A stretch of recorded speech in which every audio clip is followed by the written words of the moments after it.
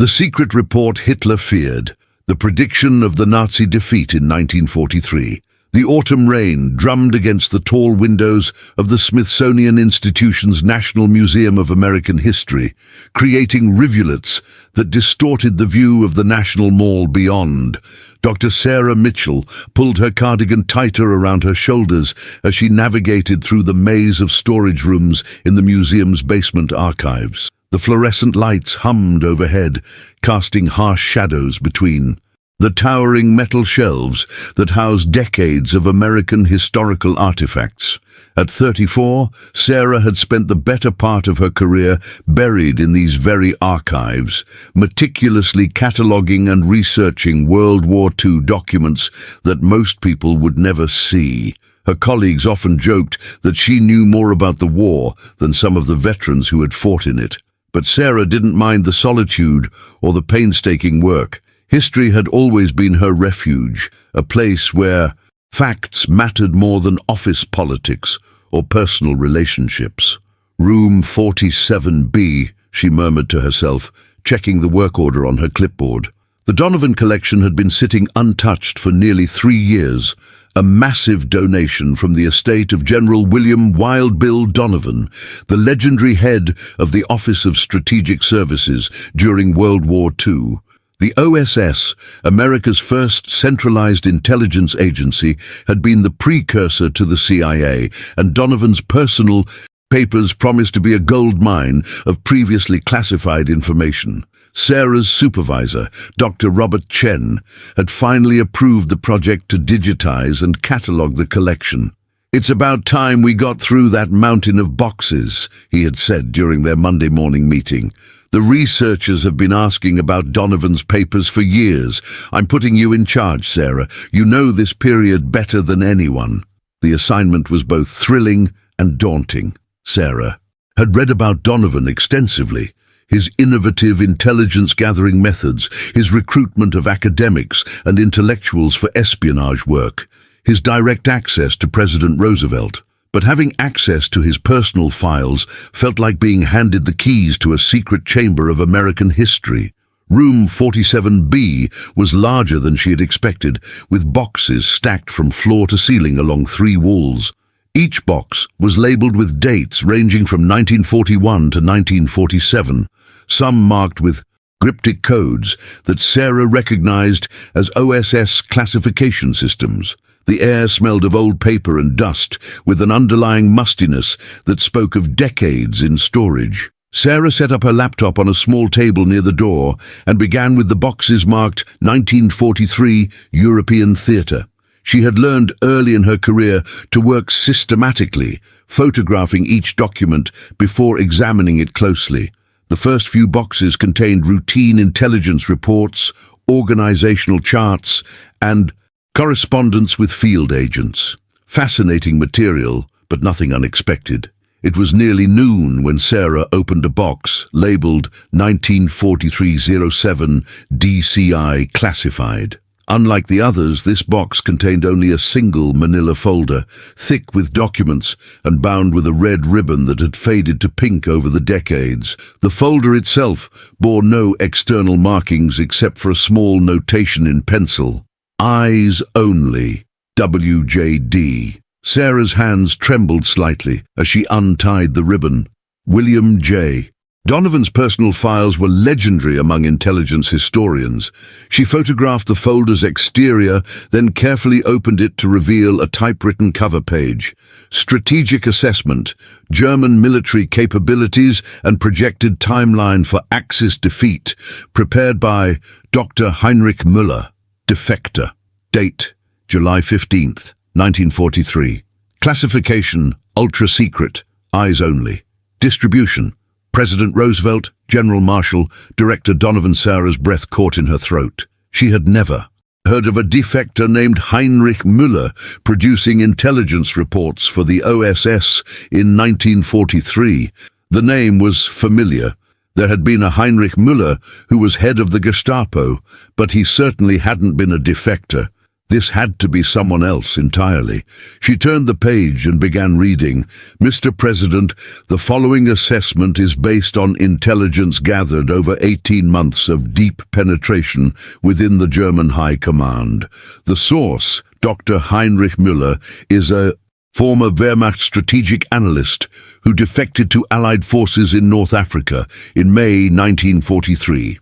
His credentials have been thoroughly verified by OSS personnel, and his intelligence has proven accurate in 3 separate operational contexts. Dr. Müller's analysis presents a startling conclusion. The German war machine is far more fragile than Allied intelligence has previously assessed. Based on internal German documents and strategic planning sessions he attended, Dr. Müller projects that Nazi Germany will be unable to sustain its current military operations beyond early 1945, with total collapse likely by May of that year. Most significantly, Dr. Müller reports that this timeline is known to Hitler's inner circle and that the Führer himself has been briefed on these projections. According to Dr. Müller, Hitler's reaction to this intelligence was one of absolute fury, and he ordered all copies of the original German report destroyed and its authors transferred to punishment battalions on the Eastern Front. The implications of this intelligence are profound. Sarah sat back in her chair, her mind racing. If this document was authentic, it represented one of the most significant intelligence coups of World War II.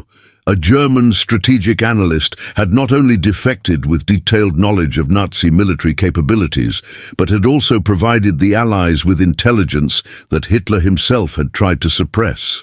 She continued reading, her excitement growing with each page. Dr. Müller's report was incredibly detailed, breaking down German production capabilities, troop morale, supply line vulnerabilities, and strategic reserves.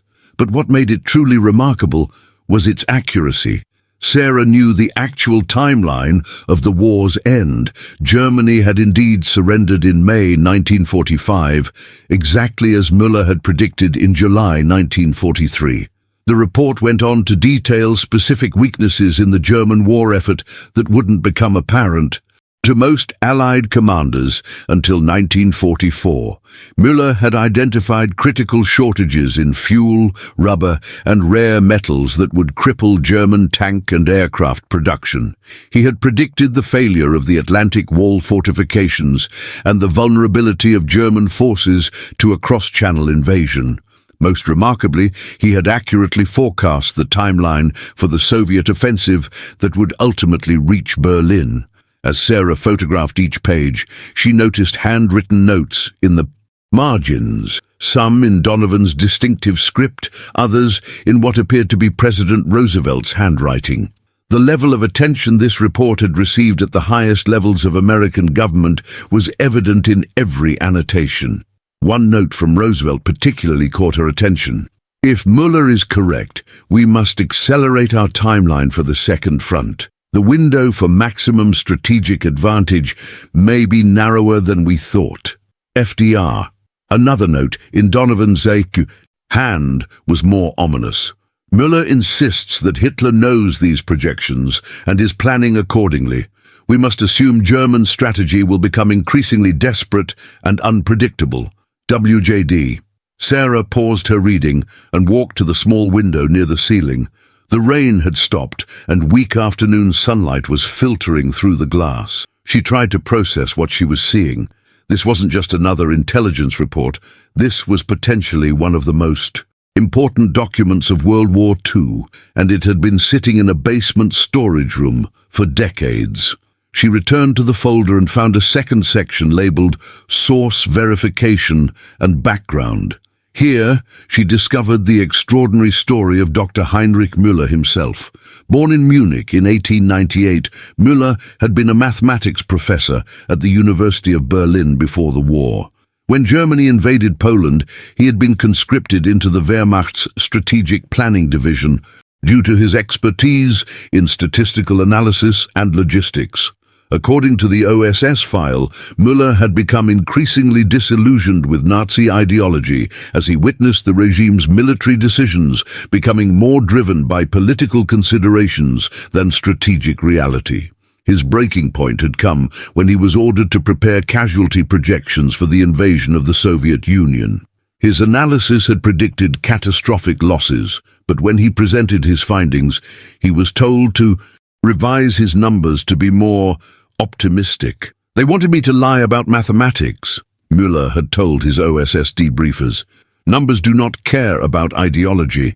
Statistics do not bend to political will. When I realized they would rather hear comfortable lies than difficult truths, I knew I had to act. Müller's defection had been carefully planned over several months. Using his access to high-level strategic documents, he had compiled a comprehensive assessment of German military capabilities and projected timelines.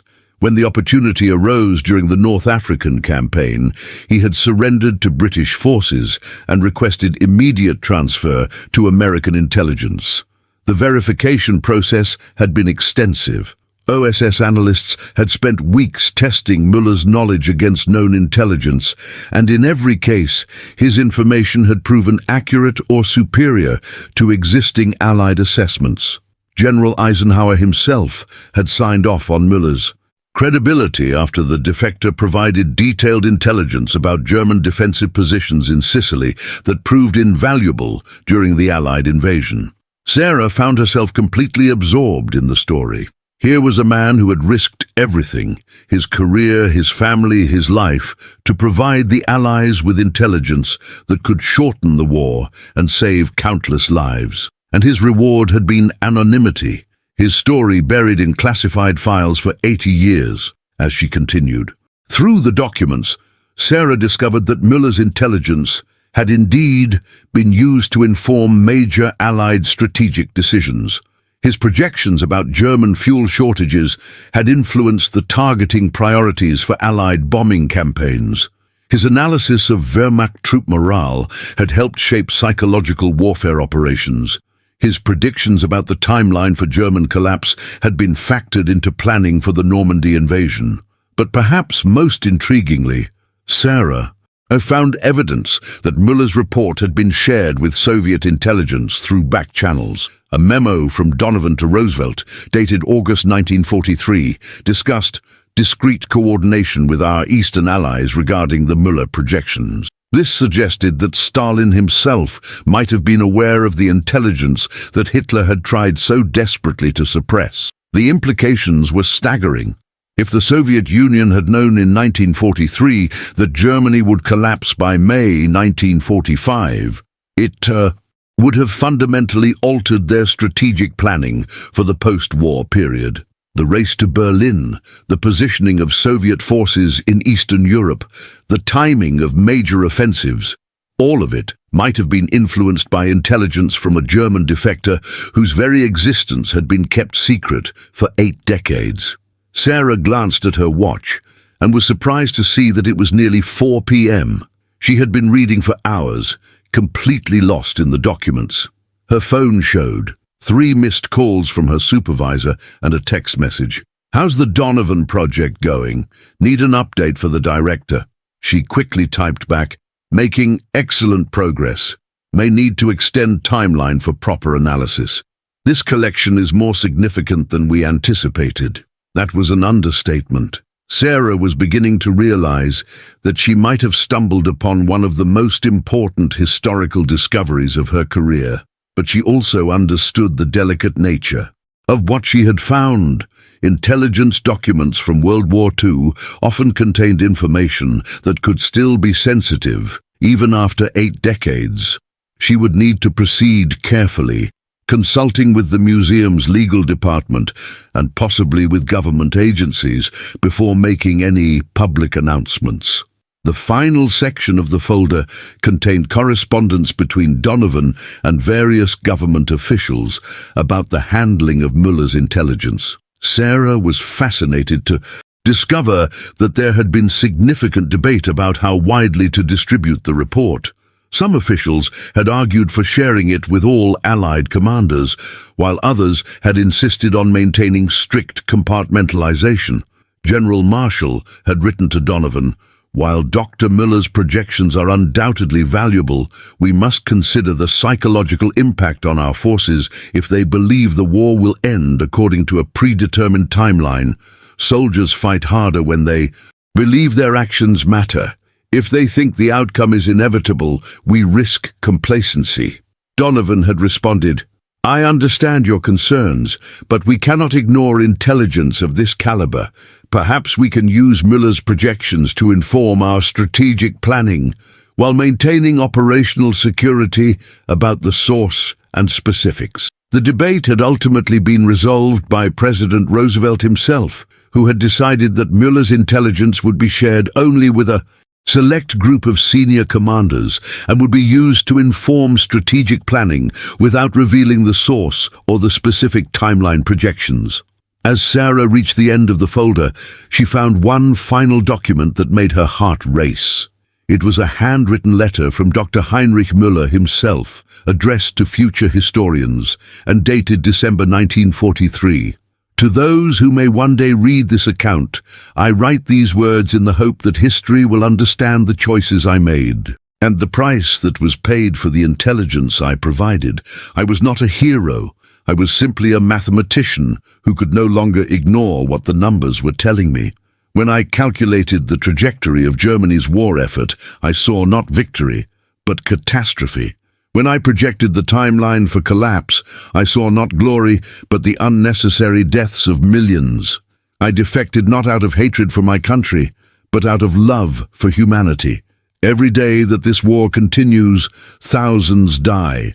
If my intelligence could shorten that timeline by even a few weeks, then the betrayal of my oath as a German officer would be justified. I know that my name will likely never appear in the history books.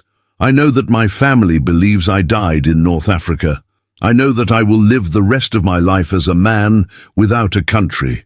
But if these words are ever read, I hope they will serve as a reminder that sometimes the greatest act of patriotism is to betray one's government in service of one's conscience. The numbers do not lie. Mathematics does not serve ideology. Truth exists independent of politics. I pray that future generations will remember this when they face their own moments of moral choice." Dr. Heinrich Müller, December 15, 1943. Location redacted. Sarah sat in the quiet storage room, holding the letter with trembling hands. The weight of what she had discovered was beginning to sink in. This wasn't just a historical document. It was a human story of incredible courage and sacrifice. Dr. Heinrich Müller had given up everything to provide intelligence that had helped end World War II, and his story had been buried in classified files for 8 decades.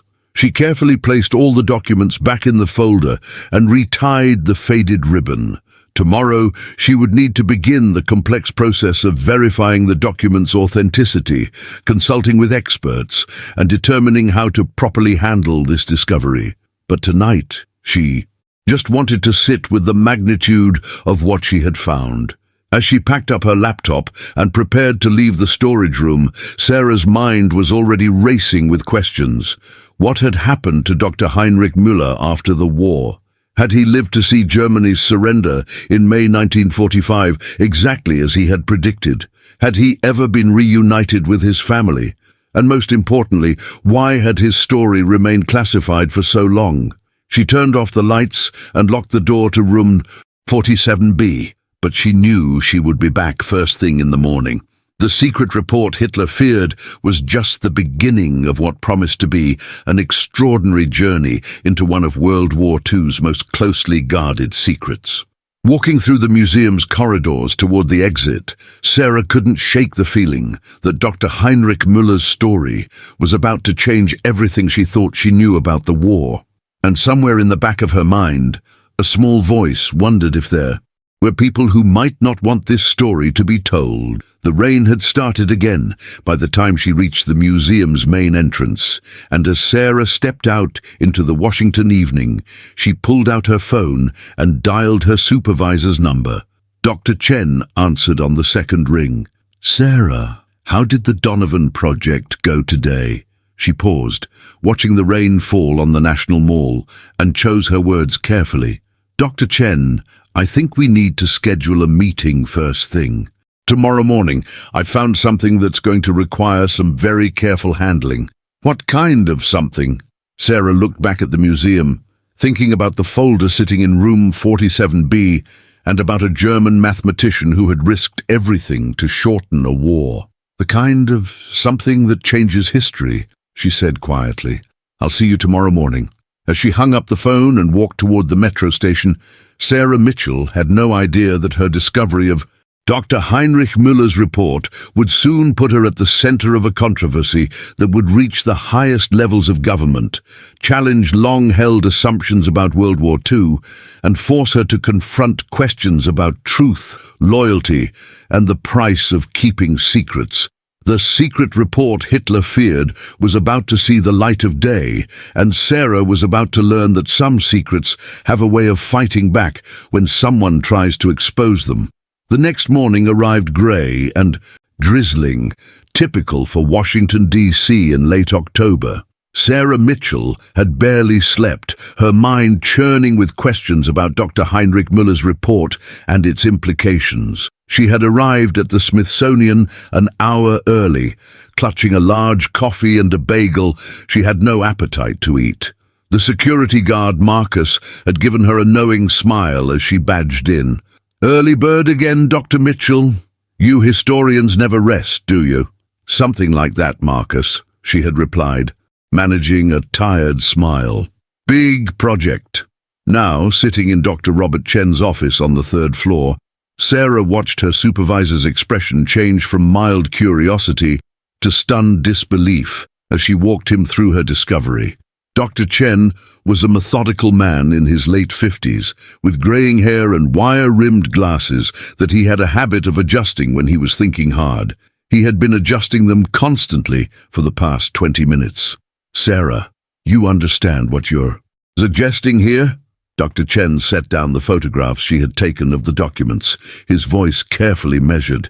"You're claiming to have found intelligence that predicted the exact end date of World War II, written by a German defector that no one has ever heard of?" "I know how it sounds," Sarah replied, leaning forward in her chair. "But the documentation is extensive, Dr. Chen.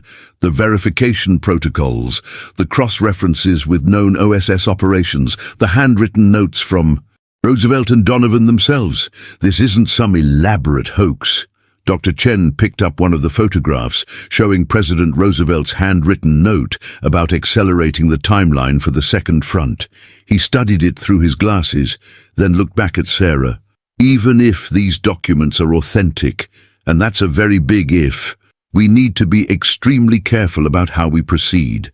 Documents of this sensitivity could have national security implications even today. Which is why I came to you first," Sarah said. "I need guidance on the proper protocols. But Dr. Chen, if this is real, it's one of the most significant World War II discoveries in decades. We can't just bury it in the archives." Dr. Chen was quiet for a long moment, staring out his office window at the National Mall. Finally, he turned back to Sarah. "All right, here's what we're going to do. First, we need authentication.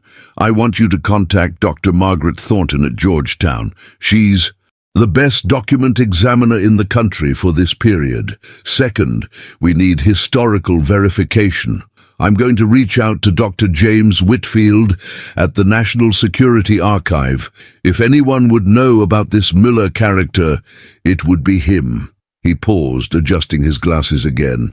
"And Sarah, until we know more, this stays between us. Don't discuss this with anyone else on staff, don't mention it in emails, and for God's sake, don't post anything on social media. If this is real, there are going to be a lot of very important people who want to control how this information comes to light." Sarah nodded, understanding the gravity of what he was saying. "What about the museum director? Shouldn't we brief Dr. Williams?" Not yet. Let's get some verification first. If this turns out to be authentic, we'll need to have our ducks in a row before we brief the director. She's going to have a lot of questions, and we need to have answers. 2 hours later, Sarah found herself in a small, windowless laboratory in the basement of Georgetown University's Loinger Library. Dr. Margaret Thornton was exactly what Sarah had expected from Dr. Chen's description. A precise, no-nonsense woman in her 60s who approached historical documents with the methodical intensity of a forensic scientist. The paper stock is consistent with 1943 government documents, Dr. Thornton said, examining one of the pages under a high-powered magnifying glass. The typewriter font matches OSS standards from that period. The ink composition appears correct for the era. She looked up at Sarah. Of course, a sophisticated forger could replicate all of these elements, but it would require considerable expertise and resources. Dr. Thornton moved to a different station where she had set up equipment to analyze the handwriting samples. These marginal notes attributed to Roosevelt and Donovan, I'll need to compare them against verified samples, but the initial visual analysis is promising. The pen pressure, letter formation, and writing rhythm all appear consistent with authentic samples I've examined. How long will a complete analysis take? Sarah asked. For a thorough authentication? At least a week, possibly 2. I'll need to run spectral analysis on the ink, carbon dating on the paper, and detailed comparison of the handwriting samples. But Dr. Mitchell, Dr. Thornton paused, looking directly at Sarah. Based on my preliminary examination, I would say there's a very high probability these documents are authentic. The level of detail, the consistency of materials, the aging patterns, it would be extraordinarily difficult to fake all of these elements convincingly. Sarah felt a mixture of excitement and apprehension. If Dr. Thornton's preliminary assessment was correct, she had indeed discovered one of the most significant intelligence documents of World War II. But she was also beginning to understand the enormous responsibility that came with such a discovery. Her phone buzzed with a text from Dr. Chen. Meeting with Whitfield set for 2 p.m. His office at GWU. He's very interested. Dr. James Whitfield's office at George Washington University was a historian's dream. Floor-to-ceiling bookshelves, filled with volumes on intelligence history, walls covered with declassified documents and photographs from the OSS and early CIA periods. Dr. Whitfield himself was a tall, lean man in his early 70s with a shock of white hair and the kind of penetrating gaze that suggested he had spent decades extracting secrets from reluctant sources. Dr. Chen tells me you found something interesting in the Donovan collection, Dr. Whitfield said, gesturing for Sarah and Dr. Chen to take seats in the leather chairs facing his desk. I have to admit I'm intrigued. I thought I knew everything there was to know about OSS operations in 1943. Sarah handed him the photographs of the key documents, watching his expression carefully as he examined them. Dr. Whitfield's eyebrows rose as he read Dr. Müller's projections about the timeline for German defeat, and his eyes widened when he saw the handwritten notes from Roosevelt and Donovan. Extraordinary, he murmured, setting down the photographs. If these are authentic, they represent a completely unknown chapter in OSS history. But I have to tell you, Dr. Mitchell, I've never encountered any reference to a Dr. Heinrich Müller in any of the declassified OSS files I've reviewed over the past 40 years. Could his existence have been compartmentalized? Dr. Chen asked. Kept secret even within the OSS? Dr. Whitfield nodded slowly. Absolutely. Donovan was famous for his compartmentalization of sensitive sources. There were cases where only he and 1 or 2 others knew the identity of key assets. But a defector of this importance. He paused, thinking, there should be some trace, some reference, even if heavily redacted. He turned to his computer and began typing. I'm going to check the CIA's declassified document database. If Mueller was real, there might be post-war references, debriefing reports, maybe even pension records if he was relocated after the war. For the next hour, Dr. Whitfield searched through various databases while Sarah and Dr. Chen waited anxiously. Finally, he leaned back in his chair with a puzzled expression. "This is very strange," he said. "I found 3 oblique references to what might be our Dr. Mueller, but they're all heavily redacted. There's a 1947 CIA memo about the relocation of HM. Those could be Mueller's initials. There's a 1952 reference to the German mathematician in a document about post-war asset management. And there's a 1963 memo that mentions the 1943 projections in the context of lessons learned for future intelligence operations." Dr. Whitfield turned his monitor so Sarah and Dr. Chen could see the documents. Large sections were blacked out with redaction marks, but the fragments that remained were tantalizing. "The fact that these references exist suggests that Dr. Mueller was real," Dr. Whitfield continued, "but the fact that they're still heavily redacted 80 years later suggests that his case remains classified at the highest levels. That's unusual, to say the least." "Why would his case still be classified?" Sarah asked. Dr. Whitfield was quiet for a moment, clearly choosing his words carefully. "There are several possibilities. Perhaps his intelligence methods compromised sources or techniques that are still considered sensitive. Perhaps his post-war activities involved ongoing intelligence work. Or perhaps," he paused, "perhaps there are aspects of his case that could still cause diplomatic or political embarrassment if revealed." As they left Dr. Whitfield's office, Sarah's mind was spinning with new questions. The partial verification of Dr. Mueller's existence was encouraging, but the continued classification of his case was troubling. What could be so sensitive about an 80-year-old intelligence operation that it still required secrecy? Her phone rang as they walked across the GWU campus. The caller ID showed a number she didn't recognize. "Dr. Mitchell, this is Agent David Torres with the FBI's National Security Division. I understand you've been researching some World War II documents that may have national security implications. I'd like to schedule a meeting with you to discuss your findings." Sarah stopped walking, her heart suddenly racing. "I'm sorry. How did you get my number? And how do you know about my research?" "Dr. Mitchell, I think it would be better if we discuss this in person. Are you available tomorrow morning? I can meet you at the Smithsonian." Sarah looked at Dr. Chen, who had heard enough of the conversation to look concerned. "Agent Torres, I think I should have my supervisor present for any such meeting." "Of course. Dr. Chen is welcome to attend. Shall we say 9 a.m. in your office?" After Sarah hung up, she and Dr. Chen walked in silence for several minutes. Finally, Dr. Chen spoke. "Sarah, I think we may be in deeper water than we realized. The FBI doesn't typically get involved in historical research unless there are serious national security concerns. But how did they even know about this? We've only told Dr. Thornton and Dr. Whitfield, and I trust both of them completely." Dr. Chen adjusted his glasses, a sign that he was thinking hard. "Government databases are monitored, Sarah. When Dr. Whitfield searched for references to Dr. Mueller, he may have triggered some kind of alert system.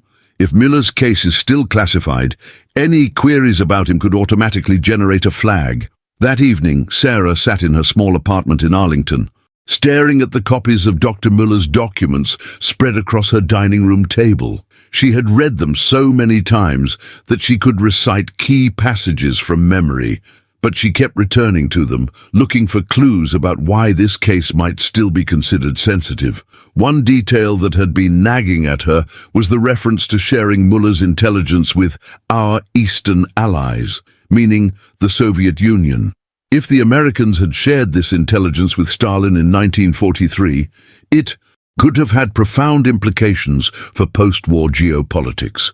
Stalin would have known that Germany would collapse by May 1945, giving him nearly 2 years to position Soviet forces for maximum advantage in the post-war occupation of Europe. Sarah pulled out her laptop and began researching Soviet military operations in 1943 and 1944. What she found was fascinating. Starting in late 1943, Soviet strategy had shifted in subtle but significant ways. Instead of focusing solely on Pushing German forces back, the Soviets had begun positioning their armies for rapid advances into Eastern Europe.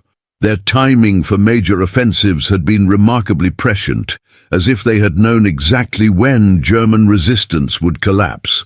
The more Sarah researched, the more convinced she became that Dr. Müller's intelligence had indeed been shared with the Soviets, and that it had fundamentally altered the trajectory of the Cold War. If this was true, it would explain why his case remained classified. The revelation that American intelligence had inadvertently helped Stalin position himself for post-war dominance in Eastern Europe would be a significant historical embarrassment. Her research was interrupted by her phone ringing.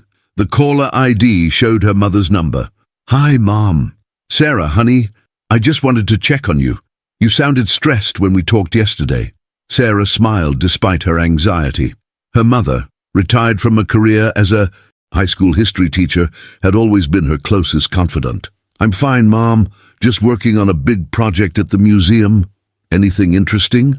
Sarah hesitated. She had always shared her work with her mother, but Dr. Chen's warnings about secrecy were echoing in her mind. "Just some World War II documents, nothing too exciting." "Well, don't work too hard, sweetheart. And remember what I always told you about history. The truth has a way of coming out eventually, no matter how hard people try to bury it." After hanging up, Sarah reflected on her mother's words. The truth has a way of coming out eventually. But what if there were people who had spent 80 years making sure this particular truth stayed buried? And what if her discovery threatened to upset carefully maintained secrets? She was still pondering these questions when her laptop chimed with a new email. The sender was listed as H. Müller 1943 protonmail.com. Sarah's blood ran cold. She stared at the email address for a long moment before clicking to open the message. "Dr. Mitchell, I understand you have discovered my grandfather's report. There are things you need to know before you proceed further. Things that are not in the official documents. My grandfather did not die in 1943, as the records suggest. He lived until 1987, and before he died he told me the complete truth about his intelligence and why it has remained classified for so long. If you are willing to listen, I can provide you with information that will help you understand the full significance of what you have found. But I must warn you, there are people who will go to great lengths to prevent this story from becoming public. Meet me tomorrow at 3 p.m. at the Lincoln Memorial. Come alone, I will find you. A friend." Sarah read the email 3 times, her hands shaking. Either this was an elaborate hoax, or Dr. Heinrich Müller had living relatives who knew about his secret intelligence work. The timing of the email, coming just hours after the FBI had contacted her, seemed too coincidental to be random. She looked at the documents spread across her table, thinking about Dr. Müller's handwritten letter to future historians. He had written about the price of truth, about the moral choice between loyalty to government and loyalty to conscience. Now, 80 years later, Sarah was facing her own version of that choice. Should she meet this mysterious correspondent? Should she trust that the FBI's interest was purely procedural? Should she continue pursuing a story that was clearly making powerful people nervous? Sarah thought about her mother's words about truth, finding a way to come out. She thought about Dr. Müller's courage in defecting from Nazi Germany to provide intelligence that could save lives. And she thought about her own responsibility as a historian to pursue truth, regardless of the consequences. She closed her laptop and began gathering the documents. Tomorrow would bring the FBI meeting and possibly a clandestine encounter with someone claiming to be Dr. Müller's grandson. Either way, Sarah was beginning to understand that her discovery of the secret report Hitler feared was just the beginning of a much larger and more dangerous story. As she prepared for bed, Sarah couldn't shake the feeling that she was being watched. She checked the locks on her apartment door twice and closed all the curtains before turning off the lights. For the first time in her career as a historian, she was beginning to understand that some secrets were kept secret for very dangerous reasons. The verification of Dr. Heinrich Müller's report was raising more questions than it answered, and Sarah Mitchell was about to learn that the truth about World War II was far more complicated and far more dangerous than she had ever imagined. Outside her apartment building, a dark sedan sat parked across the street, its occupants watching the windows of her third-floor apartment until the lights went out. The secret report Hitler feared was attracting attention from all sides, and Sarah was about to find herself at the center of a conflict that had been brewing for 80 years. Sarah Mitchell barely touched her breakfast the next morning, her stomach churning with anxiety about the day ahead. The FBI meeting was scheduled for 9 a.m., and the mysterious email from someone claiming to be Dr. Müller's grandson had kept her awake most of the night. She had checked and rechecked the locks on her apartment door, and every sound in the hallway had made her jump. The October morning was crisp and clear as she walked to the Smithsonian, a stark contrast to the grey drizzle of the previous day. The autumn leaves on the National Mall were at their peak, creating a beautiful tapestry of reds and golds that Sarah normally would have appreciated. Today, however, she was too preoccupied to notice the scenery. Agent David Torres was waiting in the museum's main lobby when Sarah arrived, exactly as he had promised. He was a man in his early 40s with dark hair, sharp eyes, and the kind of alert posture that suggested military or law enforcement background. He wore a well-tailored dark suit and carried a leather briefcase that looked expensive and official. "Dr. Mitchell, Agent Torres, FBI." He extended his hand with a firm handshake. "Thank you for agreeing to meet with me." "Of course," Sarah replied, though her voice sounded strained even to her own ears. "Dr. Chen should be here any moment." As if summoned by her words, Dr. Chen appeared from the elevator, looking as nervous as Sarah felt.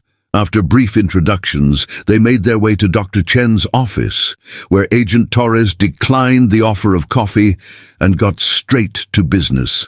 "Dr. Mitchell, I understand you've been researching documents from the Donovan collection that may contain classified intelligence from World War II.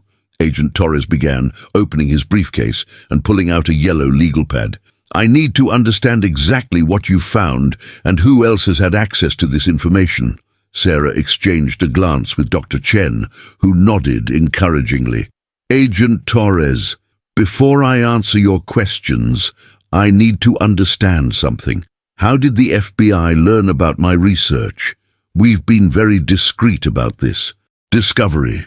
Agent Torres smiled, but it didn't reach his eyes. "Dr. Mitchell, certain government databases are monitored for queries related to ongoing classified matters. When Dr. Whitfield searched for information about Heinrich Müller yesterday, it triggered an automatic alert in our system." "Ongoing classified matters," Dr. Chen interjected. "Agent Torres, we're talking about documents that are 80 years old. What could possibly still be classified after all this time?" "That's exactly what we're trying to determine," Agent Torres replied smoothly, "which is why I need Dr. Mitchell to walk me through everything she's found." For the next hour, Sarah detailed her discovery of Dr. Müller's report, the verification efforts with Dr. Thornton and Dr. Whitfield, and the implications of the intelligence for understanding World War II history. Agent Torres took careful notes, asking pointed questions about specific details and requesting copies of all the documents. "Dr. Mitchell, I need to ask you to suspend your research into this matter pending a government review," Agent Torres said when she had finished her account. "We need time to assess whether these documents contain information that could compromise national security if released." National security? Sarah felt a flash of anger.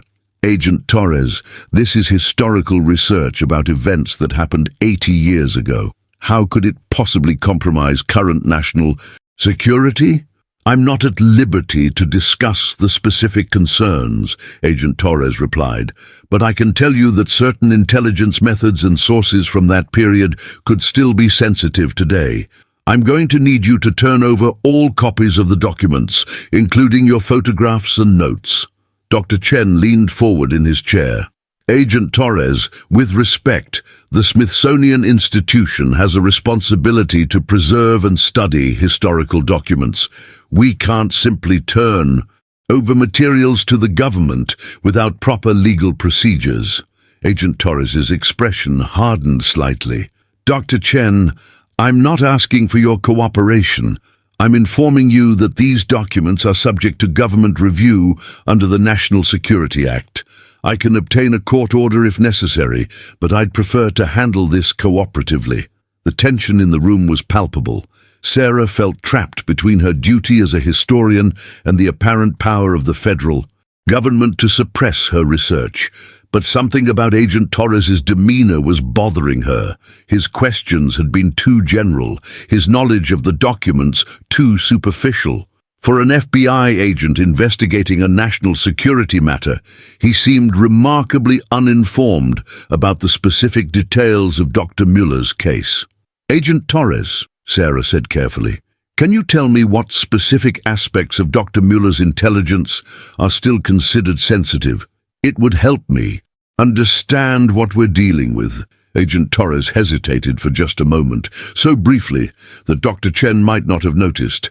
But Sarah caught it. As I said, I'm not at liberty to discuss the specific details, but the potential for diplomatic embarrassment is significant. Diplomatic embarrassment. The phrase stuck in Sarah's mind. Agent Torres had just revealed more than he probably intended. If the concern was diplomatic embarrassment rather than genuine national security, it suggested that the government's interest in suppressing Dr. Muller's story was political rather than security-related. I understand your concerns, Sarah said, making a decision. But I need some time to consult with the museum's legal department before turning over any materials. Surely you can understand that we have procedures to follow. Agent Torres looked frustrated, but he nodded. Very well. But Dr. Mitchell, I need your word that you won't discuss this matter with anyone. Else or continue your research until this review is complete. Of course, Sarah lied smoothly. We'll await your court order. After Agent Torres left, Sarah and Dr. Chen sat in silence for several minutes. Finally, Dr. Chen spoke. Sarah, I don't like this. Something about that man didn't feel right. I had the same feeling, Sarah replied. His questions were too vague, and he seemed more concerned about controlling the story than understanding it. A real FBI agent investigating a national security matter would have been much better informed about the specifics.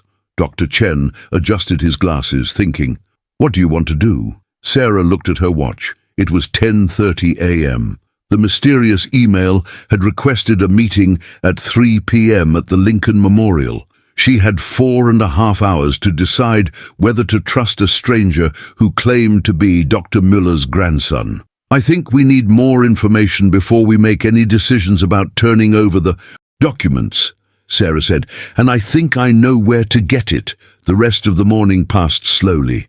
Sarah tried to focus on routine work, but her mind kept returning to the email and the upcoming meeting. She had researched the email address and found that Proton Mail was an encrypted email service, popular with people who valued privacy and security. Whoever had contacted her was clearly tech-savvy and concerned about surveillance. At 2:30 p.m., Sarah left the museum and walked across the National Mall toward the Lincoln Memorial. The afternoon was warm for late October, and the memorial was crowded with tourists taking photographs and school groups on field trips. Sarah positioned herself near the steps, where she could see the entire area, trying to look like just another visitor, admiring the monument. She didn't have to wait long. At exactly 3 p.m., a man in his early 60s approached her. He was tall and thin, with graying hair and intelligent eyes behind wire-rimmed glasses. Something about his facial structure reminded Sarah immediately of the photograph of Dr. Heinrich Müller she had seen in the OSS files. Dr. Mitchell, he said quietly, extending his hand. My name is Thomas Müller. Thank you for coming. Sarah shook his hand, studying his face. The resemblance to the photograph was unmistakable. You're really his grandson. I am. And I have a story to tell you that will change everything you think you know about my grandfather's intelligence and why it has remained classified for so long." Thomas Müller gestured toward a bench away from the crowds. As they walked, Sarah noticed that he moved with a slight limp and carried himself with the careful posture of someone who had experienced significant physical trauma. "Dr. Mitchell, before I tell you what I know, I need to ask you something," Thomas said as they sat down. "This morning, did you meet with someone claiming to be from the FBI?" Sarah's eyes widened. "How did you know that?" "Because they're not FBI," Thomas said grimly. "Agent David Torres doesn't exist. I checked. The real FBI has no record of any investigation into my grandfather's documents." Sarah felt a chill run down her spine. "Then who was he?" "That's a very good question, and the answer is part of a much larger story." Thomas reached into his jacket and pulled out a manila envelope. "Dr. Mitchell, my grandfather didn't die in 1943 as the official records suggest. He lived until 1987, and he spent the last 40 years of his life in hiding, protected by the CIA under a new identity." Thomas opened the envelope and handed Sarah a photograph. It showed an elderly man with white hair and kind eyes, standing in front of a small house with mountains in the background. On the back, someone had written, "Heinrich Müller, 1985, Colorado." "This was taken 2 years before he died," Thomas continued. "He was living under the name Henry Miller in a small town outside Denver. The CIA had relocated him there after the war and provided him with a complete new identity." Sarah studied the photograph, then looked back at Thomas. "Why did he need to be relocated? Why couldn't he just return to Germany after the war?" Thomas's expression darkened because his intelligence had been far more valuable than even the Americans realized, and there were people who wanted him dead. "Dr. Mitchell, my grandfather's report didn't just predict the timeline for German defeat. It also identified specific Nazi officials who were planning to escape to South America with stolen gold and art treasures." Sarah felt her pulse quicken. He was tracking Nazi war criminals. More than that, his intelligence led to the capture of several high-ranking SS officers and the recovery of millions of dollars in stolen assets. But some of the Nazis he identified did escape, and they spent decades hunting for him. The CIA kept him hidden because they knew that if his location was discovered, he would be killed. Thomas reached into the envelope again and pulled out a handwritten letter. "This is the last letter my grandfather wrote before he died. He gave it to my father with instructions that it should only be opened if someone discovered his wartime intelligence and began asking questions." Sarah took the letter with trembling hands. It was written in English, in the same careful handwriting she had seen in Dr. Müller's 1943 letter to future historians.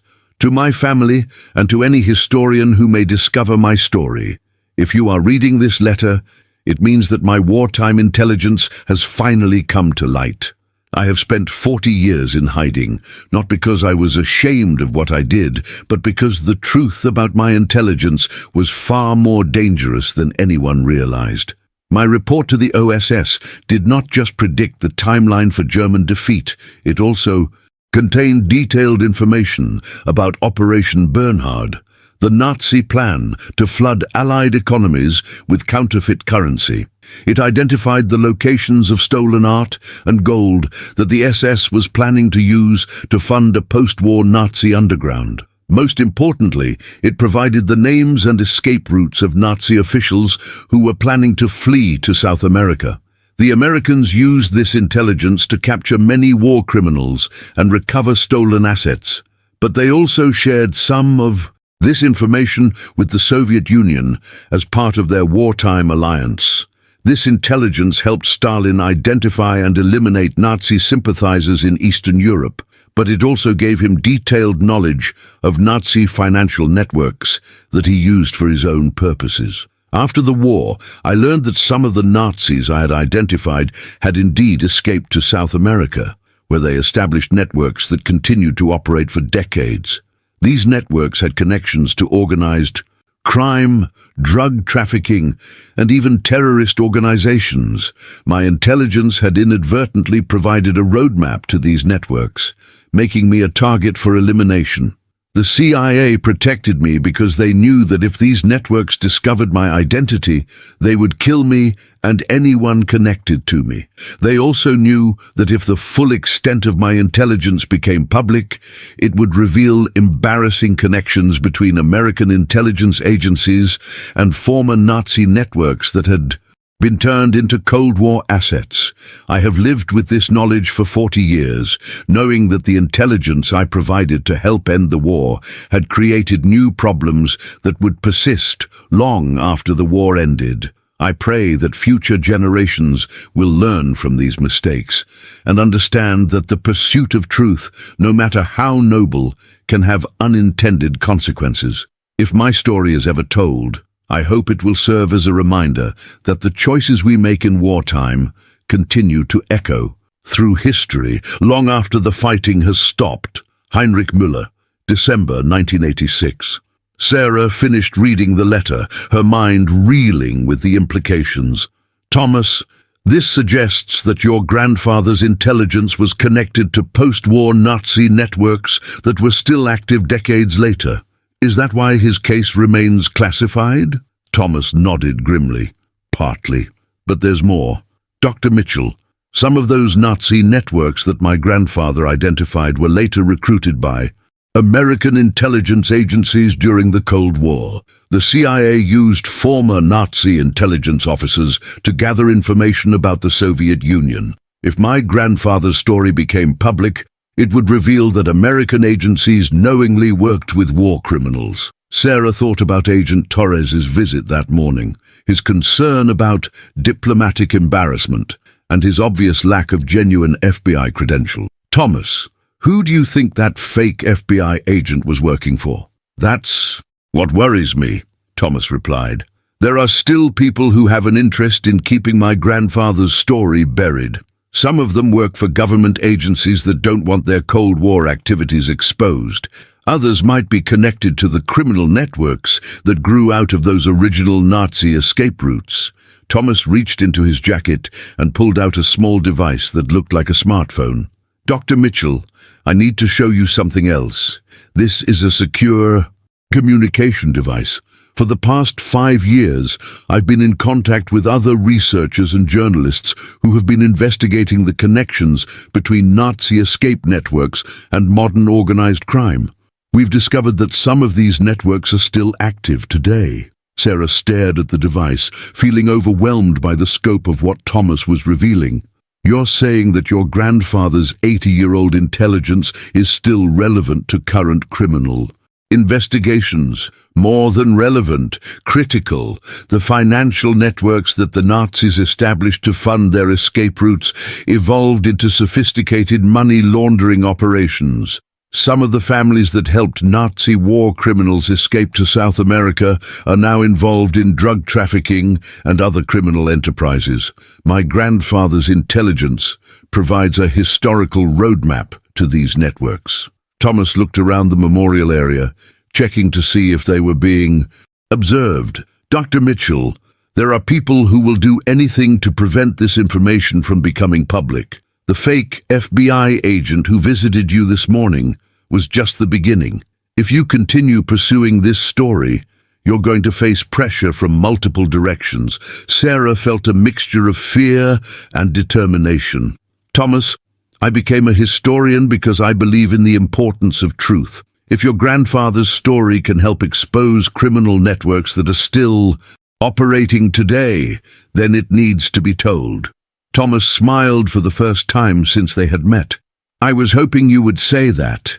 Dr. Mitchell, I have something that will help you verify everything I've told you. He reached into the envelope one final time and pulled out a small key. This is the key to a safety deposit box in a bank in Denver. Inside that box, you'll find copies of all my grandfather's post-war correspondence with the CIA, photographs and documents that prove everything I've told you. Sarah took the key, feeling its weight in her palm. Why are you trusting me with this? because my grandfather believed that the truth would eventually come out, and he wanted to make sure that when it did, the full story would be told accurately. He spent 40 years in hiding, but he never stopped documenting what he knew. He wanted future historians to understand not just what he did during the war, but what happened afterward. Thomas stood up from the bench, preparing to leave. "Dr. Mitchell, I need to warn you about something. The people who sent that fake FBI agent know that you've discovered my grandfather's wartime intelligence. They're going to escalate their efforts to stop you from pursuing this story. You need to be very careful about who you trust. What about Dr. Chen, my supervisor at the museum? Dr. Chen should be fine, but be careful about anyone else who suddenly shows interest in your research. And Dr. Mitchell?" Thomas paused, looking directly at her. "If anything happens to me, everything I've told you today is documented in that safety deposit box. The truth needs to come out, regardless of what happens to any of us." As Thomas walked away, disappearing into the crowd of tourists, Sarah sat on the bench holding the key and trying to process everything she had learned. Dr. Heinrich Müller's intelligence had been far more significant than she had initially realized, with implications that extended from World War II through the Cold War and into the present day. She looked at her watch and realized it was nearly 4:30 p.m. She needed to get back to the museum and figure out her next steps. But as she stood up from the bench, Sarah noticed a man in a dark suit watching her from near the Lincoln statue. When their eyes met, he quickly looked away and began walking in the opposite direction. Sarah felt a chill of fear. Thomas's warnings about being watched were apparently not paranoid fantasies. She was now involved in something much larger and more dangerous than a simple historical discovery. As she walked back across the National Mall toward the Smithsonian, Sarah's mind was racing with plans. She needed to verify Thomas's story, which meant a trip to Denver to access the safety deposit box. She needed to continue her authentication work with Dr. Thornton, and she needed to figure out how to pursue this story while protecting herself from whoever was trying to suppress it. But first, she needed to have a very careful conversation with Dr. Chen about what she had learned.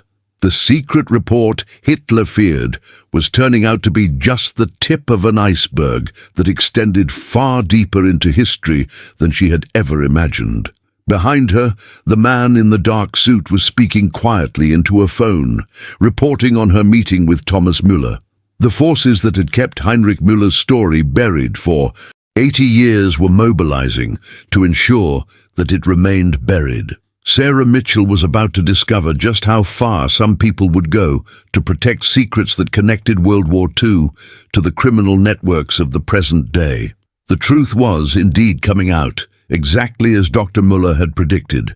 But as Sarah was about to learn, some truths came with a very dangerous price. 3 days after her meeting with Thomas Müller at the Lincoln Memorial, Sarah Mitchell found herself on a United Airlines flight to Denver, the small safety deposit box key burning like a secret in her jacket pocket. The decision to make the trip had not been easy. Dr. Chen had been supportive, but worried, especially after they had discovered that their office phones were being tapped and that someone had attempted to break into the storage room containing the Donovan collection. "Sarah, I'm not sure this is safe," Dr. Chen had said as she prepared to leave for the airport. "Maybe we should contact the real FBI, tell them what's happening." "And tell them what?" Sarah had replied. "That we're being harassed by fake federal agents? That we've discovered intelligence that connects Nazi war criminals to modern criminal networks? They'll think we're conspiracy theorists." Now, as the plane descended through the clouds toward Denver International Airport, Sarah reviewed everything she knew about Dr. Heinrich Müller's case. The authentication work by Dr. Thornton had confirmed that the original documents were genuine.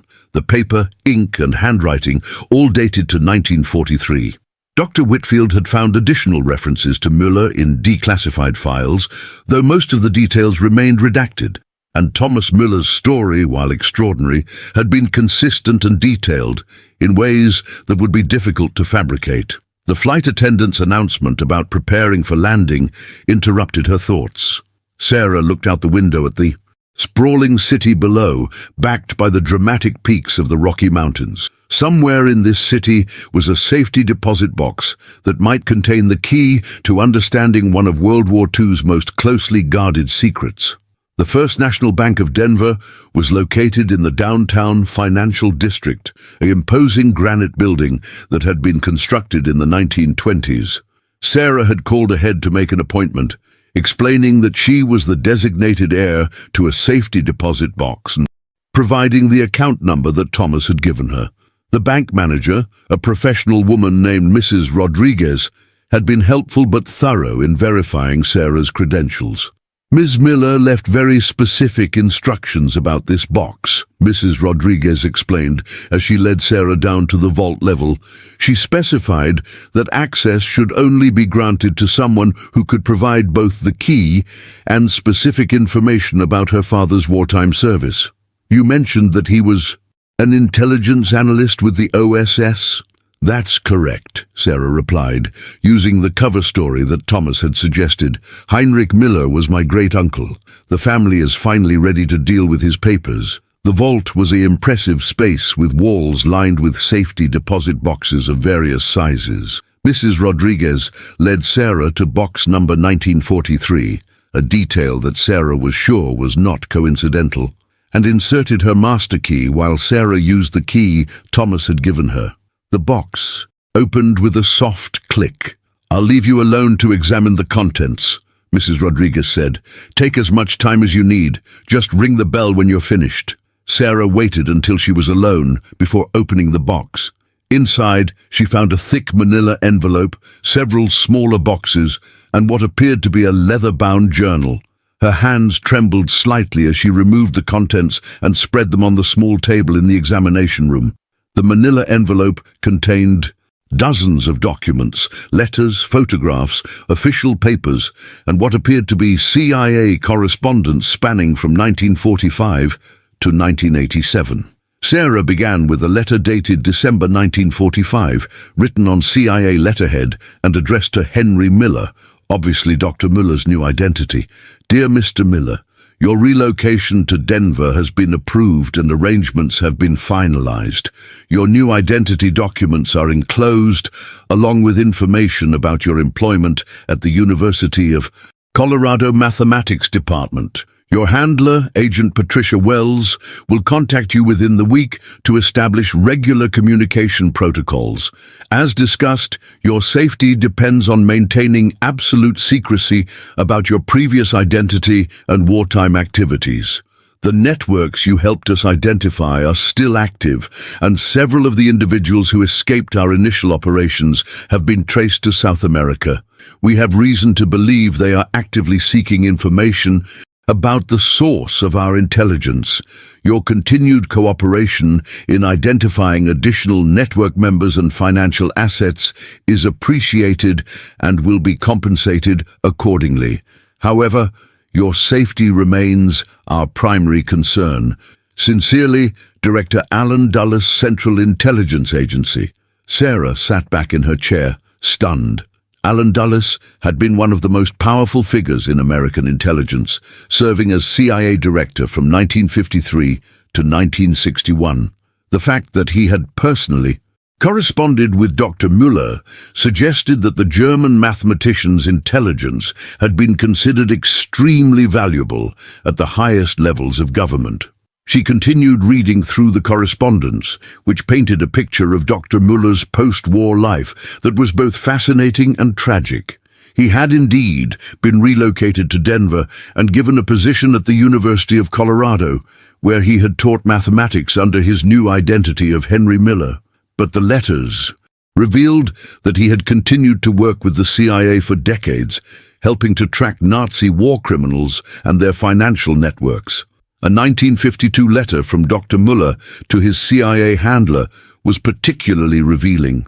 "Agent Wells, I must express my growing concern about the agency's use of former Nazi intelligence officers in operations against the Soviet Union. While I understand the strategic value of their knowledge, I cannot ignore the moral implications of working with individuals who were responsible for war crimes. Specifically, I am troubled by the recruitment of Klaus Barbie and other SS officers who were directly involved in the persecution of civilians.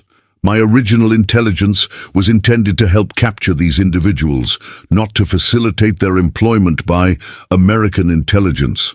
I request that my involvement in these operations be limited to financial tracking and that I not be required to work directly with former Nazi personnel. Respectfully, H. Miller. The response from the CIA was telling. Mr. Miller, your concerns are noted, but you must understand that the geopolitical situation has changed significantly since 1945. The Soviet Union now represents the primary threat to American security, and we must use all available resources to counter that threat. Your continued cooperation is not optional. The protection we provide depends on your willingness to assist with all agency operations as requested. Any attempt to withdraw from this arrangement would result in the termination of your protected status. Agent Wells. Sarah realized she was reading about one of the most controversial aspects of post-war American intelligence, the recruitment of former Nazi officials for Cold War operations. Dr. Miller had been caught in the middle of this moral compromise, forced to work with the very people his wartime intelligence had been designed to capture. The leather-bound journal proved to be Dr. Miller's personal diary, covering the period from 1945 to 1987. Sarah opened it to a random page and found an entry dated March 15, 1961. The Bay of Pigs operation has failed, and Alan Dulles has been forced to resign. I cannot say I am sorry to see him go. His willingness to work with former Nazis has always troubled me, but his replacement, John McCone, seems no better. I have spent 16 years in this strange limbo, neither German nor American, neither free nor imprisoned. The CIA provides for my material needs, but they own my soul. Every piece of intelligence I provide helps them track down war criminals, but it also helps them recruit other former Nazis for their own purposes. Sometimes I wonder if I made the right choice in 1943. Would it have been better to remain silent, to let the war take its natural course? But then I remember the projections, the millions who would have died if the war had continued even a few months longer. Whatever moral compromises I have been forced to make, they pale in comparison to the lives that were saved. Still, I pray that someday this story will be told in full, so that future generations can understand the true cost of the choices we made during and after the war. Sarah found herself deeply moved by Dr. Miller's moral struggle. He had sacrificed everything, his country, his identity, his freedom, to provide intelligence that helped end World War II. But the price of that sacrifice had been 40 years of forced cooperation with an intelligence system that often worked at cross purposes to his original moral convictions. She turned to the photographs in the collection and found images that brought Dr. Miller's story to life. There were pictures of him at the University of Colorado, teaching mathematics to young students who had no idea of their professor's extraordinary past. There were photos of him hiking in the Rocky Mountains, apparently finding some peace in the natural beauty of his adopted home, and there were pictures of him with a woman and 2 children, a family that Sarah realized must have included Thomas Müller's father. One photograph particularly caught her attention. It showed Dr. Müller in 1963, standing next to President John F. Kennedy at what appeared to be a White House reception. On the back, someone had written, "H.M. receives Presidential Medal of Freedom for contributions to national security." Sarah stared at the photograph in amazement. Dr. Heinrich Müller had received one of America's highest civilian honors, but under his assumed identity and for services that could never be publicly acknowledged. The irony was profound. A German mathematician who had defected from Nazi Germany had been honored by an American president for intelligence work that most Americans would never know about. The final section of documents contained correspondence from the 1980s as Dr. Müller's health began to decline and he started making arrangements for his death. A letter to his son, dated January 1987, was particularly poignant. "My dear son, as my time grows short, I feel compelled to leave you with the complete truth about my life and the choices I made. The documents in this collection tell a story that spans nearly 50 years, from my defection in 1943 to the present day. I want you to understand that everything I did was motivated by a simple belief that truth and human life are more valuable than political loyalty or national identity. When I calculated that Nazi Germany would collapse by May 1945, I knew that every day the war continued meant thousands of unnecessary deaths. When I provided intelligence about Nazi escape networks, I hoped to prevent war criminals from escaping justice. But I also want you to understand the compromises I was forced to make. The American intelligence agencies that protected me also used my knowledge to recruit former Nazis for their own purposes. I became complicit in a system that often worked against my original moral convictions. I have lived with these contradictions for 40 years, and I leave it to future generations to judge whether my choices were correct. But I hope that my story will serve as a reminder that the pursuit of truth, even in the service of justice, can lead to unexpected and morally complex consequences. If this story is ever told publicly, I hope it will be told completely and honestly. The world deserves to know not just about the intelligence that helped end World War II, but about the moral costs of the intelligence operations that followed. Your loving father, Heinrich Müller. Sarah wiped tears from her eyes as she finished reading the letter. Dr. Müller's story was not just about intelligence and espionage. It was about the human cost of moral choices made in extraordinary circumstances. He had been a hero and a victim, a patriot, and a traitor, depending on one's perspective. She was so absorbed in the documents that she didn't notice the time passing. It was nearly 5 p.m. when Mrs. Rodriguez knocked on the door to check on her progress. "Ms. Mitchell, the bank closes in an hour. How are you doing with your uncle's papers?" "I'm nearly finished," Sarah replied, quickly gathering the documents. "This has been very illuminating." As she prepared to leave the bank, Sarah's phone buzzed with a text message from an unknown number. "We know where you are. Stop digging or face the consequences." Sarah's blood ran cold. Someone was tracking her movements, and they were not subtle about their threats. She quickly photographed the most important documents with her phone, then returned everything to the safety deposit box. Whatever happened next, she wanted to ensure that copies of Dr. Müller's story survived. The flight back to Washington was turbulent, both meteorologically and emotionally. Sarah spent the 3 hours reviewing the photographs she had taken and trying to process the full implications of what she had discovered. Dr. Heinrich Müller's intelligence had not only predicted the end of World War II, it had also provided the foundation for decades of controversial intelligence operations that connected Nazi war criminals to Cold War espionage and modern criminal networks. When her plane landed at Reagan National Airport, Sarah noticed a man in a dark suit waiting near the gate. He made no attempt to hide his surveillance, following her at a discreet distance as she collected her luggage and headed for the metro. The message was clear. She was being watched, and her watchers wanted her to know it. Sarah's apartment building looked normal when she arrived home, but she noticed a van parked across the street that hadn't been there when she left. As she climbed the stairs to her third-floor apartment, she could hear footsteps echoing in the stairwell below her. Her apartment door was slightly ajar when she reached the third floor. Sarah's heart pounded as she realized that someone had broken in while she was in Denver.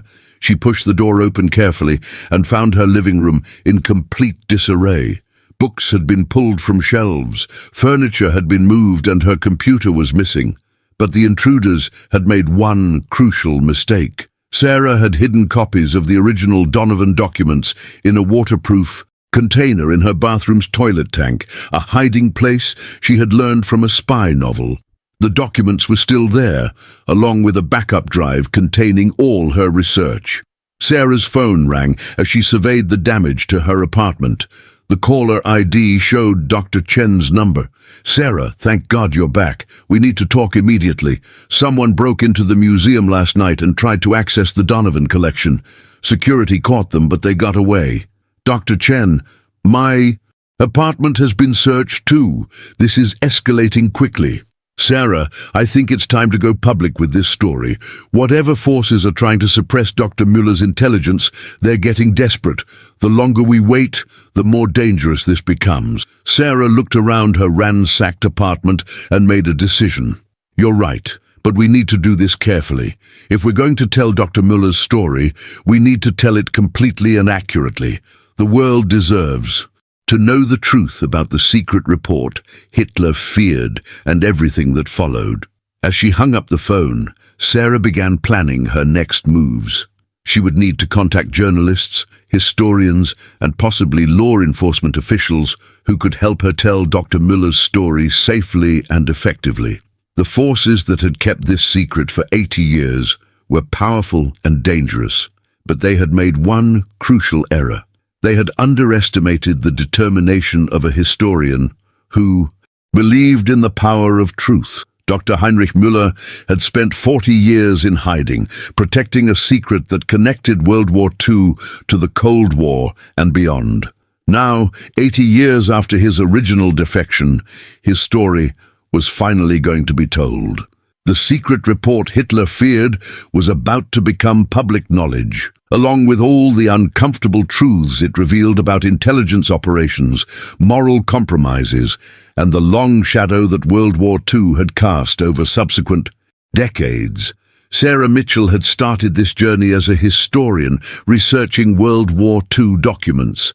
She was about to finish it as a whistleblower, exposing one of the most significant intelligence secrets of the 20th century. The truth, as her mother had always said, had a way of coming out eventually, and sometimes it came out with explosive force. The revelation was about to begin, and there would be no stopping it now.